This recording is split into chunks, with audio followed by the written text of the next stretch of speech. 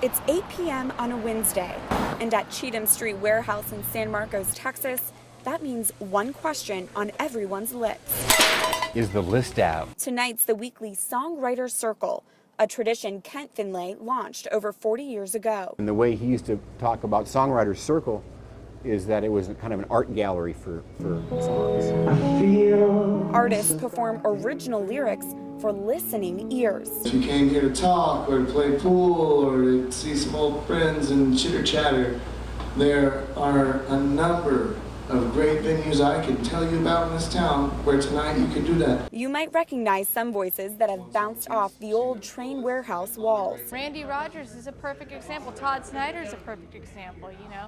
George Strait, who has not been credited enough for his own original songs, is a perfect example of people who Dad really mentored and honed in their own right in creating their own songs. Kent is the godfather of Texas music to some, but Jenny Finlay calls him Dad. And as a child, she'd call the back pool table her crib. And then we'd go home. Cheatham is a humble place to launch legends. Real estate agents kept taking him to these fancy places that he really didn't like. He wanted cobwebs, he wanted dust on the wall, he wanted something, he wanted a honky-tonk. The beer and boot battered floor fills up each week, but it can still feel empty to Sterling, the second of the 3 Finlay children. My sisters and I are moving the mission forward. We are. Kent Finlay, the man who shaped the songwriters here, died of bone marrow cancer earlier this month on Texas Independence Day.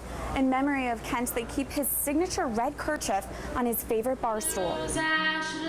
For the Finlays, there's no question the Songwriter Circle will continue. Oh, absolutely, it's important to keep it going. Cheatham regulars are happy to hear that. She's a beauty. What I loved about it was that they pay immense respect to the songwriters. It only took me one time to come here to realize that I wanted to be a regular here.